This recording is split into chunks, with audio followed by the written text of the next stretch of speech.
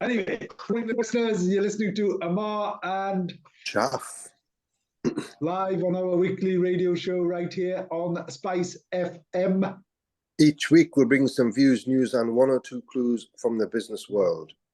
Asian Business Connections aims to connect, support and promote the Asian and wider communities. And we'll be talking shop quite literally and not just corner shops where they look to start a business, have an existing business, or you just want to talk business. We can help. We can't help. We can't help. Gosh, Jeff. Oh, mad, isn't it? Anyway, coming back to Blue Nivea. Tell me, Blue Nivea. Does it? No, I was just speaking in jest only because I'm sure a lot of our listeners can connect with the Navy. Yeah. The Navy Blue Oh my Nivea gosh, stuff. the extended version of Eye of the Tiger. That is crazy. Jeff? Good morning, Ammar. Trying to work out how to. What's going on? We are back in the studio. After how many? God, should we just listen to ourselves?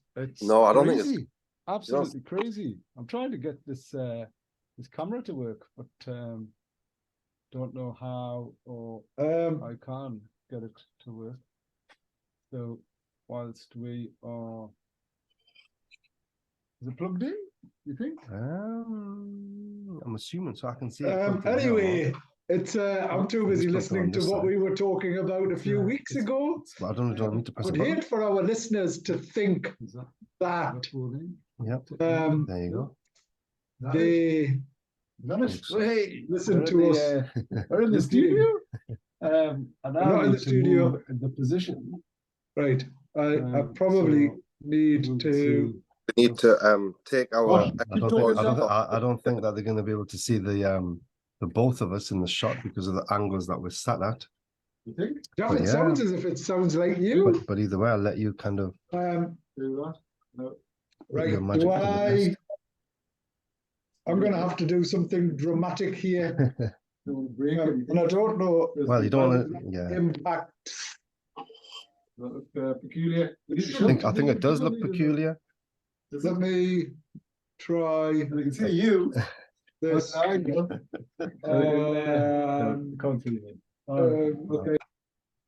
There we go. Hey, Jack. Excellent. I'm just trying to mute the studio. We already challenged. I think it has been muted, Ammar. It's been muted. What? It's been muted. Yeah, I've muted it. Mm-hmm. Is what I've done. Good. Obviously, that then didn't sound challenging. Anyway, you're listening to Ammar and Jalf, and here we are. And bit of a crazy week, Jalf, and you were talking about Nivea and the fact that our listeners and viewers will connect with Nivea. I was going to start talking about some Kala Cola. Can you remember that? Kala Cola. Yeah. Wow. I think it does actually ring a bell, you know. It was like a green jar, and it stands for Kala is obviously black, and Cola isn't Coca-Cola, but it might be, right? But yeah, it's the hair thing, Ammar. Yeah, it's like hair oil. Was that not Amla? Was that not Amla? Well, Amla was I don't know. I don't know what Amla was. No, that was the hair, one of the hair products as well, which is a I think it's some kind of a fruit that they used, an extract from the fruit to make this hair oil, which was really, really kind of famous, I think. So Kala Cola, actually you can buy it on Amazon. That's crazy. That's what it is. Anyway, I remember seeing it. Did I see it here? I think so. Mum used to use it. And it's a hair tonic, like a hair oil. It's a southern Asian herb is what it is. Anyway, good week, Jalf. I haven't seen you for a few weeks. In fact, I haven't seen you for the last couple of months. We were at the event. Was it on Friday last week in the evening? The Dubai. Yeah, which was obviously interesting. The event that I was on Monday was really interesting. Is what it was, and because that was with the Saudi prince on Monday And where was that at? at Lumley Castle. Okay. And who came down, Ammar? Which prince? Prince Khalid. So Prince Khalid is the ambassador, Saudi ambassador to the United Kingdom. Okay. And funnily enough, so he's had a relationship with our region for a very, very, very long time. Okay. Because his wife is from here. What a Geordie lass or a Northern lass? Well, I don't know how public knowledge it is actually. Let's just see if it is online. The ambassador wife to UK wife. Khalid bin Bandar Al Saud.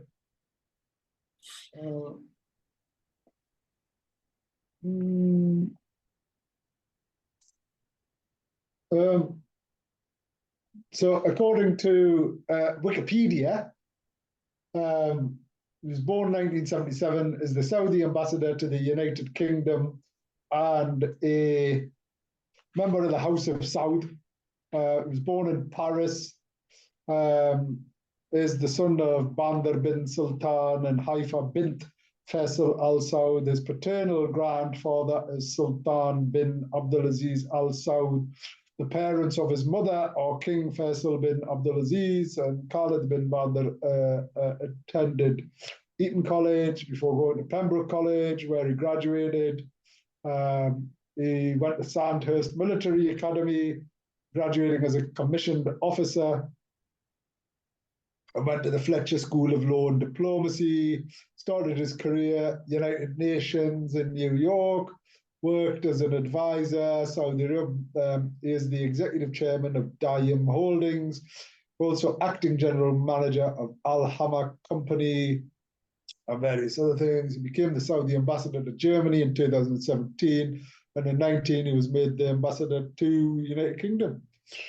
Khalid dated and lived with Vanessa Hayden, the future Vanessa Trump. They intended to marry, but broke up. Vanessa Trump? Yeah, he was married to her. So Trump was married to this Vanessa lady? No, Trump's married to Vanessa Trump, but Prince Khalid was seeing Vanessa Trump. Who's Vanessa Trump? Am I existing? No, I think she's called Melania, isn't she? Oh yeah, Melania. But I thought Trump only dated Eastern European ladies.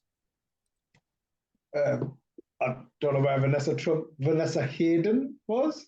They intended to marry, but broke up. Anyway, in Oxford, in March 2011, Khalid married Lucy Caroline Cuthbert, who was born in 1982, daughter of John Aidan Cuthbert of Beaufront Castle, Hexham, Northumberland, and Lady Victoria Lucy Diana, daughter of Hugh Percy, 10th Duke of Northumberland. And so she's the niece of Anne Northumberland, the Duchess of Northumberland, and the Duke. Oh, interesting. So they've had that relationship. So he got married to her in 2011. So he's had a relation, and he was telling the story of coming to Corbridge and stopping at a petrol station in the northeast, and how his wife's from here. and it, yeah, so it's nice that he's got that relationship anyway. Spoke very highly of the Northeast, and yeah, it's so anyway, that was an interesting meeting. But going back to the Friday one, yeah, I did see you, but really we didn't get the chance to see each other like we normally would. Yeah. They were really glad to have met with you, and that was the United Arab Emirates. They'd come up, and but did you have a good bank holiday weekend, Jack? I might just bear with me 1 second, please. Yeah. 50 pence. Are you breaking up? Ridiculous. You're breaking up. Sorry, I'm on this. It's all right. Yeah, the Anyway, bank holiday. I'm going to keep talking for the benefit of the sorry, radio. the bank holiday weekend was just incredibly busy. I think obviously city centre is not usually as busy as what we've been. I think interestingly though, I think as I left kind of Kaika, I went to some of the other operators and walked past. I don't think they were super busy, but I think we're going through a kind of a boom period at the moment. Good. So I think there's a lot of things that are kind of we've been in the news, and the reputation we're building slowly. So I think a lot of people are coming, especially when they have that extra extended weekend. They're making an extra effort to come along from across the region. So I think maybe that's helping. Along with that, obviously, every time there's the matches on at the moment, I think the city centre is absolutely booming. So it's been a long time, Ammar, where there's been such a feel good factor in the city. It's amazing. Yeah, I think all of those things are adding up to a lot of vibrancy, and hopefully we're very close to the Champions League football. I mean, I think in terms of what that's going to bring to the city, it's going to be incredible. Those weekends, because if you imagine, Ammar, you're not going to be able to get a hotel room anywhere in the city for those particular nights, and whether it's a Tuesday or a Wednesday. The away fans who are very, very well supported from some of the best clubs around the world, and B, you've got the Champions League, all of the sponsors, the organization, the UEFA people, along with all the journalists from around the world. So it's going to be brilliant for the city. When? Well, I think we need to win. We need to win kind of a couple of games, or let's say maximum 3 games of the 5 that we have. But we've won. Jeff, what would happen if we won all 5 and the other 2 lost all 5? No, it doesn't matter. We can't catch the other 2 anymore. But I mean, why? I think, and they're just too far ahead. As in, technically, there is no cat in hell's chance of us. Technically, possibly, but it's not going to happen, because I mean, why would you be so pessimistic? Man City are not going to lose the next 5 games. They've only lost. What happens if they did? Yeah, I think mathematically we could still win the Premier League by a point. Yeah, but that's not going to happen. You don't know that. You don't know that. I think I'm hoping that we finish in 3rd position and we break our all-time Premier League points tally, which I can't remember what that is. But I think we're definitely heading down that direction. But if you imagine, Ammar, and we've said this before, obviously the powers that be, they are very, very intelligent. They're very slick operation. The decision making has been, I mean, to have a good business, you have to have great decision makers right at the top. And it doesn't matter what level you are, Ammar, whether you have a kebab shop or whether you're running a multi-million-pound business. The decisions you make is what makes your business successful. Compare the decisions that Newcastle United have made compared to someone like, let's say, Chelsea. Yeah. So you had Todd Bowley, an egotistical billionaire who's come to run a football club, And he wants to get involved because he thinks this is my club, it's my money. I want to be at the forefront. I want to make the decisions. I'm like I'm the man. But he's then swooped aside the chief executives, the director of footballs, the chief scouts and A, B, C, and D, people that held that club together and had a fantastic business. But you've got people that are better than you in your positions, but you've just superseded every decision. And look at where Chelsea are at the moment. They've spent 600 million pounds, and they're languishing in 13th position or 14th position. Now you look at Newcastle, and we've spent money, but nothing on the lines of any of these big clubs.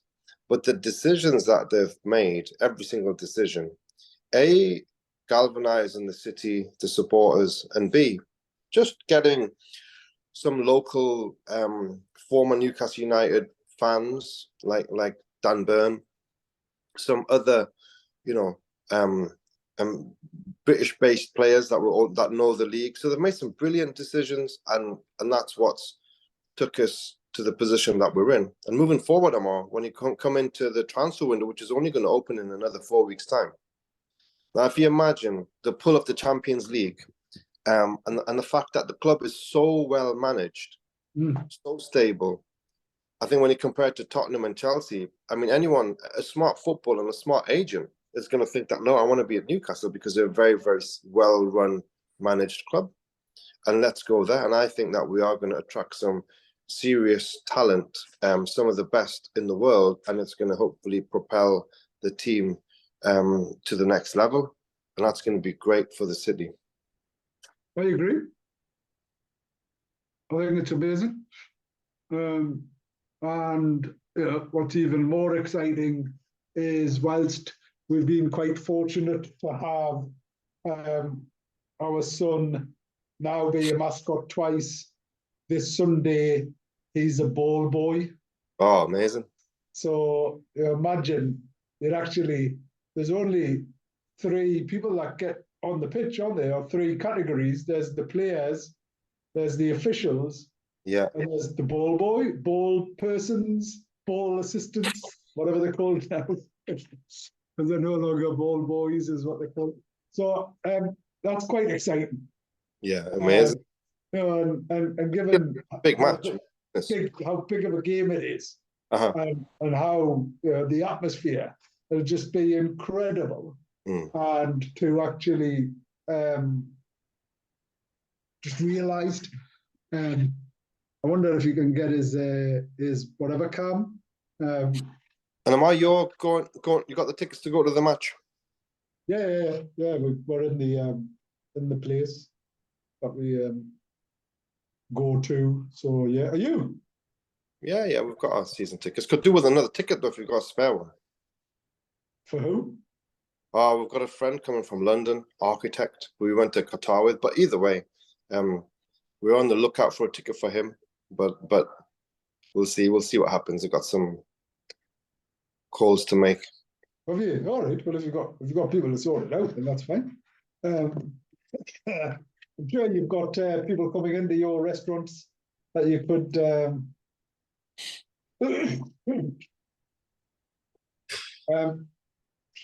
So yeah, it's quite exciting. I mean, from an economy perspective, things are quite challenging generally.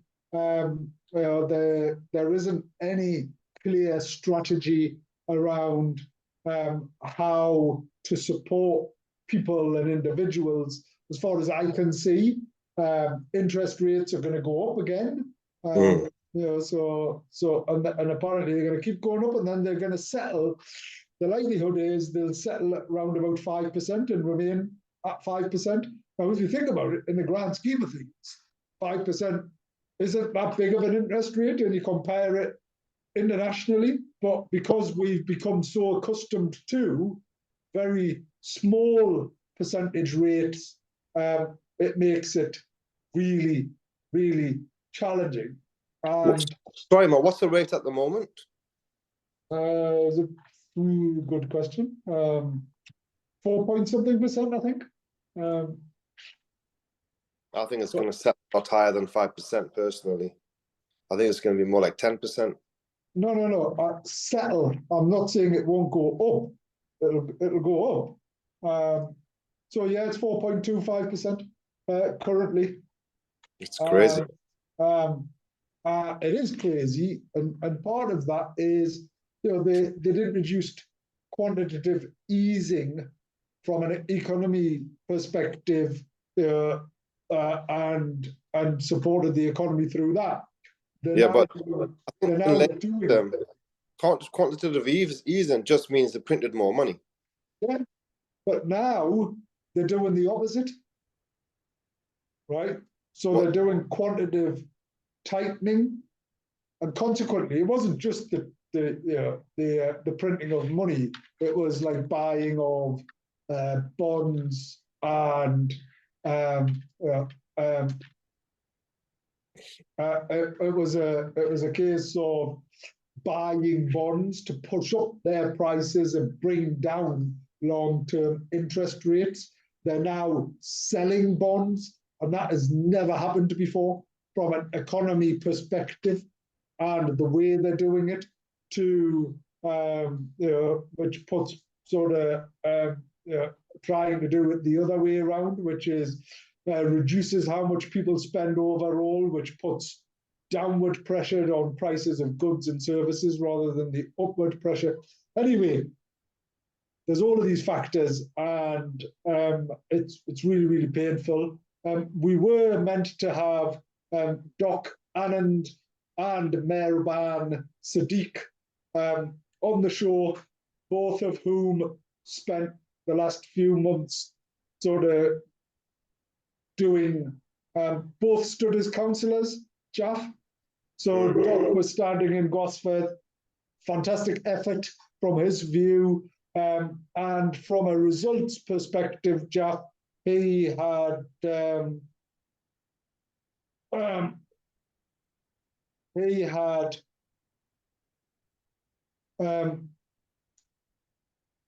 lost by, and I'm just looking at this. So the Liberal Democrat had won 1565, and he had 1334. So like 150, 120 votes different. So it's as in it just very goes close. Very close. Well, the next person was 875, and the one after that was 237. So like 500-600 votes between the rest of them, other than them two. So he put a lot of effort in. And Mehruban had stood as a candidate in Heaton and won as a Labour candidate. Doc had lost as a Conservative candidate. And I think if he had stood as an independent, I think people may have come out and voted for them, because in Newcastle there was a number of independents. And generally speaking, obviously we have no political views on our show because of our apolitical nature. But generally speaking, it would appear that people are frustrated with national policy, NHS wait times, cost of living, all of these challenges, and tax being the highest it's ever been in 70 odd years. Just that's not a traditional Conservative or Tory policy. So those type of things are affecting on the doorstep. But conversely, there's been a number of things that Keir Starmer had said and done, which then turned out to be inaccurate or contradictory to his traditional stance from a Labour perspective. So real challenges from a local election. At 1:45, I'm delighted to say that we've got a special guest coming on the show. We have Nazmeen Akhtar joining us from Womblebond Dickinson, who had kindly hosted the Curry Club last week, which was fantastic. They've got an amazing office space with a fantastic team, so we're going to hear a bit more about them. But coming back to Newcastle and what's going on, actually, Jeff, we went to London last week. How was that? for the weekend. No, it was great. Vibrant, factors, family. all vibrancy. Yeah, it was. We went down on the Saturday. Train journey was, fantastic. I mean, gosh, it was like I think the kids' tickets were £20 in first class. As in, if you book in advance, it's it doesn't matter how little or as much. We saved up, we saved our pennies and went down there. It was tiring. We went to Kidzania, and then Yusuf had saved up his pennies and wanted to go and buy something from Harrods, so he bought a £20 toy. Actually, he had Eid money, so he went to Harrods, and we looked around, and both Zara and Yusuf had bought using their Eid money. And then we had a private sort of visits to lots of what's going on with the coronation. So we went to Westminster Abbey, Buckingham Palace. We done a tour of everywhere. Met some armed forces. Went to where they announced the coronation and where they stood on the top. Anyway, visited everywhere with the kids. So like tomorrow, when they watch it, because we're going to a military headquarters tomorrow to watch it. When they see everything, they'll be able to go, we were there, all of that. So that familiarity. And we had tickets for the King's coronation. Are you all right? Yeah, I think there was a fire alarm going off, but it's okay. It's a false one. Good, as long as it's false. We had tickets for the King's coronation concert for Sunday. This Sunday. Where's that, Ammar? Where's that at? At Windsor Castle. Okay. But obviously, Yusuf being a bold person took priority. I suppose I'm personally slightly disappointed that I'm not at the King's coronation concert, because it's like a huge event and a really big deal. But sometimes you have to make these sacrifices for the Toon Army. Is what you have to do. Is the thing. And obviously we've got our flag flying, as you can tell behind us. Land of Hope. And anyway, I'm sure that's not the right tune to this. So yeah, all in all, really, really crazy. Jalf, congratulations on all of the accolades and all of the recognition. Tell us a little bit more about that. Well, I think first and foremost, Ammar, I think beyond what happens in the national newspapers, I think the biggest accolade for us is the fact that we created something in a real difficult time, and it was embraced by the locals. They came and they appreciated, how we were able to kind of evolve or develop the dining scene in the city, which we set out to do. I guess we're really proud of being able to achieve that, but being recognized by the locals, that's the first and foremost, the most pleasing factor. As time goes by, obviously you work hard, and on a day-to-day basis, you build a reputation, you get some recognition beyond just locally, regionally, you get some national recognition. And we had, everything's kind of tied in together. We decided to start. So just explain that a little bit, because obviously a number of our listeners and viewers won't necessarily be aware of what we're talking about. So we're talking about your restaurant, one of many. Yeah. So we've been in restaurants for a while. We have a restaurant, Kai Kai, which is in the Quayside in Newcastle upon Tyne, opened in December 2020, in the heart of the pandemic, as a takeaway. So we managed to, even during that time, we managed to convince a Michelin star Indian chef called Alfred Prasad to partner with us and create the kitchen, the menus, the dishes. But even at that time, Ammar, we decided to stick to our business plan in terms of the menu was going to be quite unique. It was going to be a menu which was evolved beyond what the public were used to in the city. So we stuck to that, even though it was the pandemic and there were nerves, but we felt that no, we have to stick to the business plan, which is what we did. So as I said, it was as soon as that product was launched, it was really embraced by the city, the locals. Then slowly it began without any spend on marketing, no spend, zero spend on marketing, zero spend on advertising, not one penny spent. So then it's a matter of slowly building a reputation. So the locals and people in the region began to find out about it. Then nationally, you know, the foodies began to find out about it, which culminated in a visit from probably the most famous person in the whole of hospitality in the entire world, because I don't think there's anyone who's got a bigger name than Gordon Ramsay. Because I think he's a household name. He's kind of a national treasure, and not just in our country, but you know, he's in America. He's probably the biggest known chef in America. If you go to Saudi, Dubai, he is the man that's known worldwide. So he visited, and it was just out of the blue, and he loved it so much that we knew behind the scenes he was talking to a lot of his close friends and colleagues about it. But then he did some national interviews where they were talking about his favorite restaurant, and he mentioned Kai Kai. He subsequently was in America and he won a GQ magazine Lifetime Awards. Right.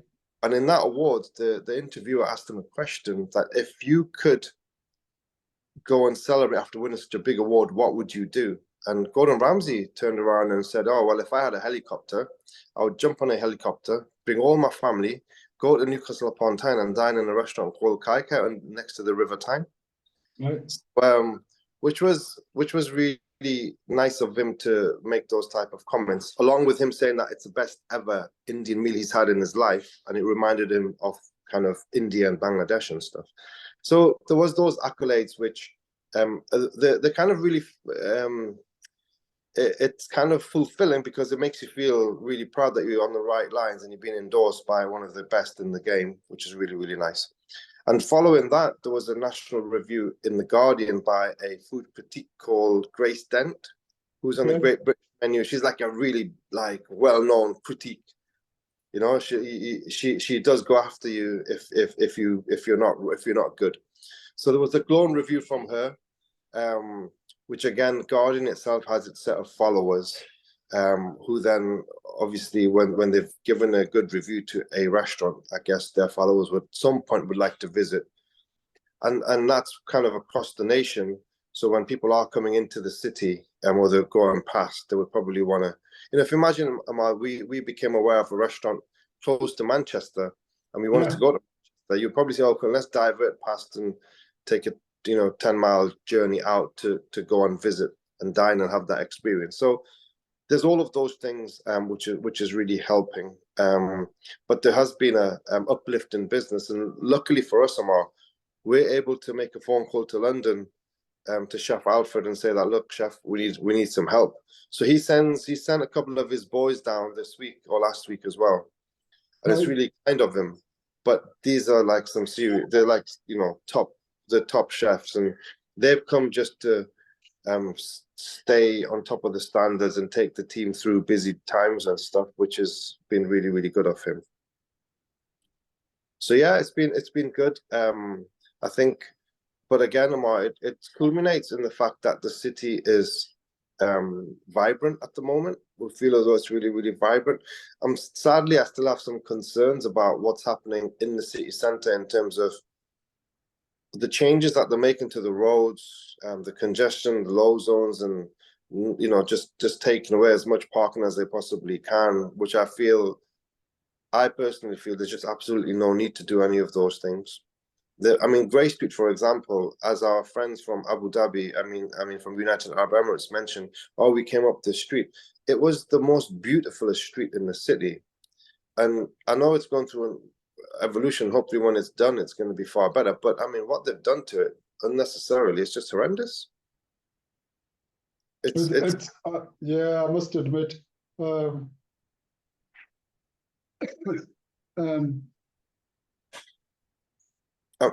I mean, it's going to get better, Ammar. When those buildings are done in the former Odeon, there's obviously a big development there, which where the HMRC offices are going to come to. But I'm not even sure if that's kind of a right move for a city centre, because you're going to have, I don't know how many thousand employees coming into an office into a city centre. Is that right in the heart of it? Is that good? Is that bad? It's we'll see. I know it's going to benefit people. They may come for lunches and A, B, C, and D, but it's interesting. Such a large scale development of offices right in the heart of the city centre. Maybe it's the new style city centres. I don't know. Yeah. Well, I have to agree with you on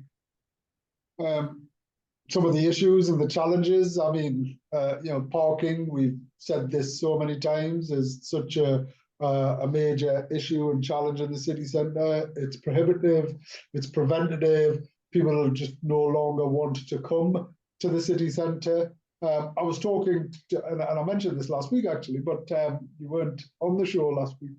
The landlords of Barluga on Grey Street were telling us of some of the issues around traffic and transport, and how Barluga had a number of bays, parking permits outside of Barluga during the day. Older generation would come along, park their car, that would be part of their booking. They'd go in there, have their food, enjoy their lunch, and leave. And with all of the issues and challenges, they no longer have that daytime trade because they don't have the parking. People aren't prepared to come and try and find somewhere to park. And then all of the buildings are, we don't have the structure and the infrastructure. We don't have the public transport in place to cater for tens of thousands of more people working in the city centre, right? No. So if 8,000 people are coming from Benton to the city centre, well, the buses and all of that are going to be a challenge, right? The congestion on the road, right? As in, you're not, and from a retail and a hospitality perspective, that'll just sort of, if I'm coming to your restaurant, if I can't get parked, Jeff, I'll just give up. You're not going to come. Why would you want to come? I mean, it's terrible. I mean, it's they get this funding, which they've done in the past, the European funding, which doesn't come. It comes with caveats, right? So even it started off with the cycle lanes, which is fine. We encourage people to cycle into work and whatever else you want to do. But culturally, if the city is not, if they don't want to take that up, because culturally that's not what they do. It could be the weather, it could be the rain, it could be all sorts of different reasons. And then you create the cycle lane and no one is in the cycle lane, but you've just done it just for the sake of getting the money from the European Union. But the end outcome is that you've taken a valuable route away from us and you've replaced it with a cycle lane, which is not being used.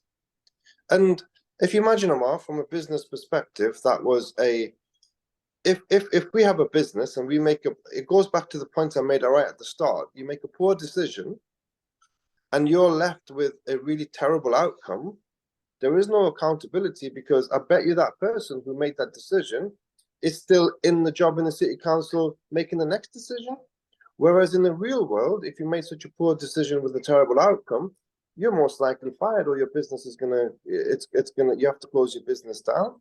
And I think the city council, unfortunately, from what I see, constantly making decisions which is poor in terms of the overall economic development of the city centre. And regardless of whatever debates and things that they're going to make the decision that they want to make. And I think having the public meetings is just a bit of a smoke screen where they're not going to listen to you anyway, and they're going to do whatever they set out to do.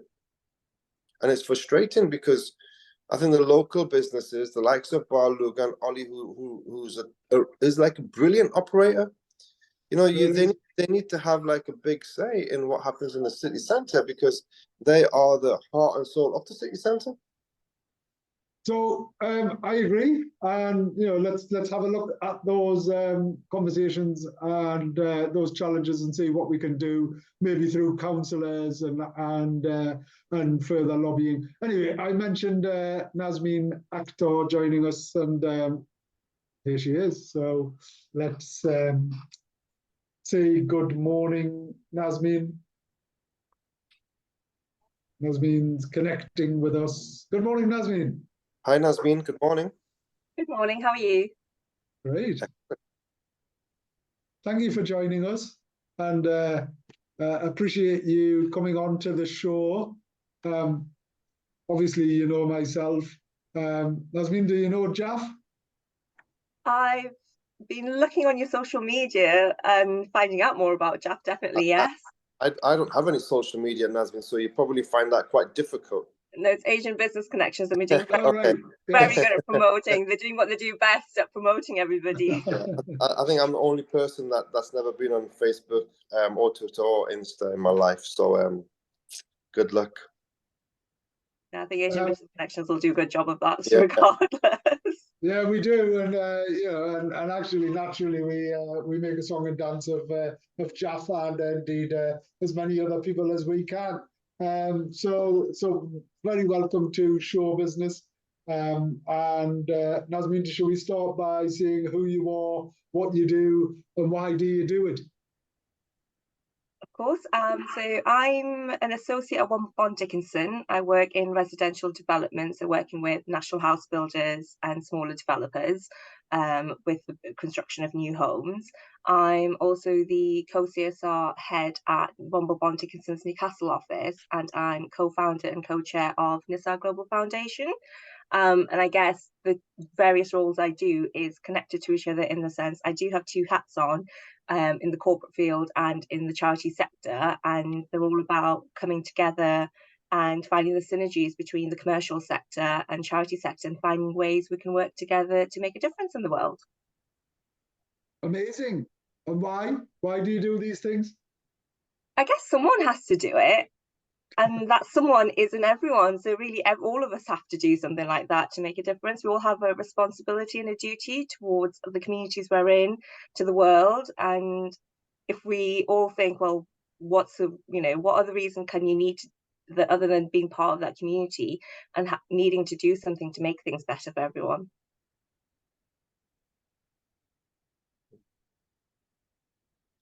I'll put myself off unmute. I was nearly doing a you're on mute type of thing. So Nazmeen, what got you interested in law first and foremost? Well, I've actually been interested in law since I was 14 years old. It started in school through a mock commute in a history class, and ever since I just knew I wanted to be a lawyer and stuck to it. And it's been quite a long journey, but I'm still here. Fantastic, good. And talk a little bit about that journey, because I suppose from an Asian influencing type of thing, and excuse me if I'm sort of making assumptions of age and things like that, but there weren't that many ethnic or Asian or female solicitors around, I imagine, when you were 14, was there? I mean, there were some, but definitely not as representative as it is now, thankfully. So a lot has changed, and you're not making an assumption. It wasn't the easiest journey. I mean, as I said, I always wanted to be a lawyer since I was 14 years old, and I said that to everybody. But it was almost like it was one of those things that people think, oh, she's just a child, she's just saying it. So when obviously it became clear that I'm fully committed to this at the age of 19, going to university, it did come as a bit of a shock, especially to my mum, who was actually getting ready to get me married off, but she was just like, what? This is not part of my plan. And it has been, as with a lot of sectors across the board, there's always various hurdles, particularly for minority communities anyway. And it hasn't been, I wouldn't say it's the easiest journey, but at the same time, I've been quite fortunate that I have had a lot of support and a lot of good opportunities come my way. And I think I'm one of the few people in the legal industry that can say that I've gone through all 3 areas of practice. So I actually started by doing the bar course. I was trained to be a barrister, then switched over and did the legal executive route, and then switched to become a solicitor. So I can talk about all 3 areas and all the different ways that you can become a lawyer in the industry. Fantastic. And well done on sort of doing a zigzag and getting that experience. And such like, and talk, and sorry, I know you mentioned it very briefly, and I know I've heard you say this, but just to be clear on the more social roles and the other things that you're doing. So just sort of elaborate on that a little bit, please. Yeah, so as co-head of corporate social responsibility at Womble Bond Dickinson's Newcastle office, we do a lot of focus on supporting charities, not just in terms of fundraising, giving funds, but also encouraging colleagues to get involved with voluntary activities and supporting charities in the local community. Womble Bond Dickinson gives all employees 14 hours every year to do voluntary work. So part of your paid hours, you can say, today I'm going to use, my day to volunteer for a particular charity. And it doesn't have to be our office charity. You can literally choose absolutely any charity that you are passionate about, and you can choose to do anything, provided obviously it is to support the charity. So we do a lot of work encouraging support, so that, because we do think that actually all businesses have a huge role to play in supporting local communities and supporting charitable work, and there's a lot of obvious partnership opportunities there. I mean, one example that we promote at Womble Bond Dickinson is the University of Law Small Business Clinic that we get involved with quite a lot. And the reason that we are very much pushing them at the forefront of supporting small businesses is that actually a lot of the time pro bono opportunities are focused more on the individual, such as family issues, crime issues, immigration. And we almost sometimes forget that businesses have people as well. Those running the businesses are very real, and it's their livelihoods at stake. If something goes wrong, whether that's a trademark issue, a problem with a lease, or a problem with copyright, all of these things, sometimes you can think, oh, they're just corporate issues, you don't have to worry about it, but actually that can be keeping a business owner up all night. And if something went wrong and the business had to stop, that would be their livelihood.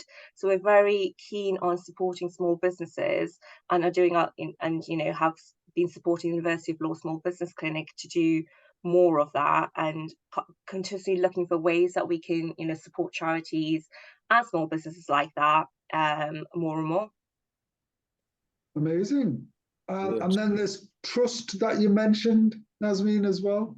Yes, so Nassau Global Foundation, it's a newish foundation that we started in 2020 along with Baroness Shaista Gohir. Actually, she wasn't a baroness at the time, but she is now.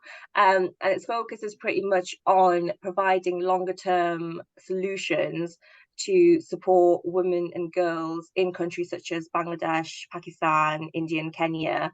And it's all about looking at grants that are working directly with women and girls and providing solutions that are beyond the short term. So rather than looking at only providing food packs, we are looking at setting up businesses for women so that they can start their tailoring business, so that they then don't have to rely on food packs. They can actually earn their own income and find ways to support themselves.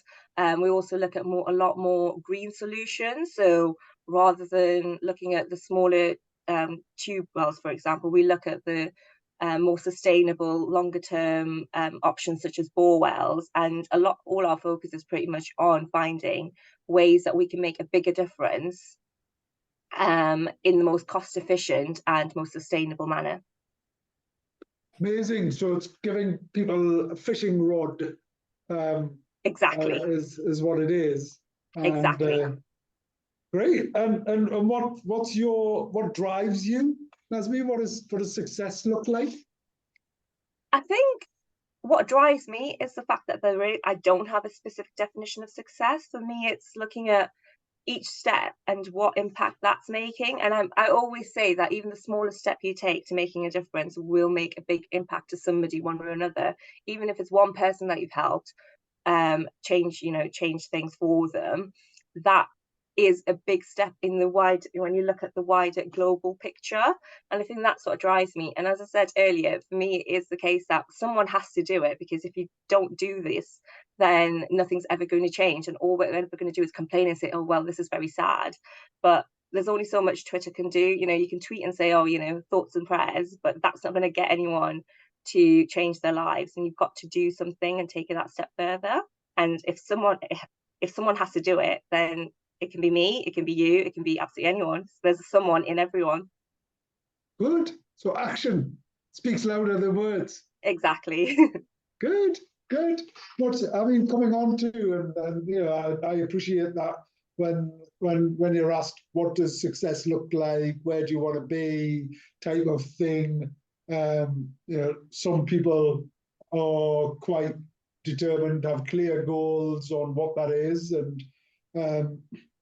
personally, I feel that there's a health, wealth, and happiness aspect to that, right? As in, and no one should be afraid or embarrassed of saying, I want to make lots of money, right? Because making lots of money gives you options to help other people as well. You know, so I think you know, money isn't the root to all evil, as is suggested. You know, it's probably the total opposite, is what it can be. But you know, just to sort of the things that you're doing professionally. So where would you like to be professionally, first and foremost? I mean, so I'm still on my career journey, from a professional perspective. So I'm an associate at the minute, and I am very determined in that sense. I do want to go up the ladder to managing associate, to legal director, and then eventually, hopefully, partner. But my success in that route would be not just becoming those things, but also affecting changes along the way as I do that, and molding the way that the legal sector is, and the way law firms operate. So I guess that's my version of success, where it's not just about hitting those milestones, it's about making sure you've achieved something that you're proud of along the way as you're hitting those milestones. Good. And then from a corporate, I mean, one of the things that Jalf and I would be really interested in, I know we're going to explore that, is to see how might we, you know, collaborate around corporate social responsibility. We do a whole range of social activities, and I don't mean going out and having curries, right? I'm talking about sort of the more community-led, and we'd purposefully set up ABC as a not-for-profit community interest company. You know, so what is your aims and ambitions around that, Yasmin?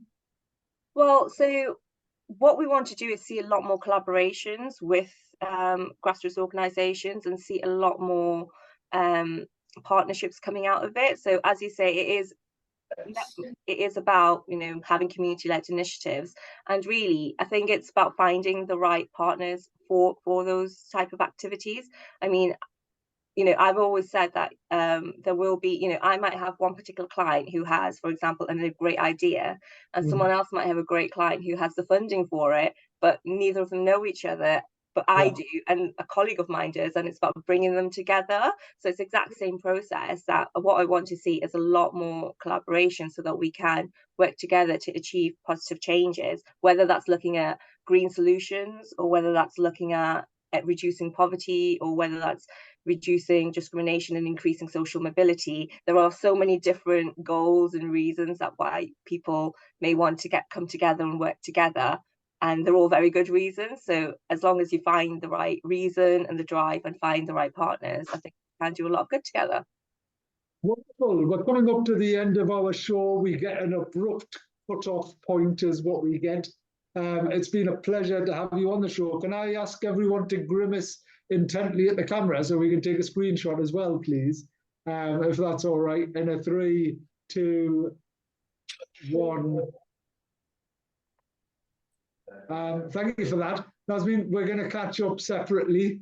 I was truly grimacing there, and look forward to hearing a bit more, getting you on the show to talk a bit more detail if we may, and then look forward to you being an awesome woman as well.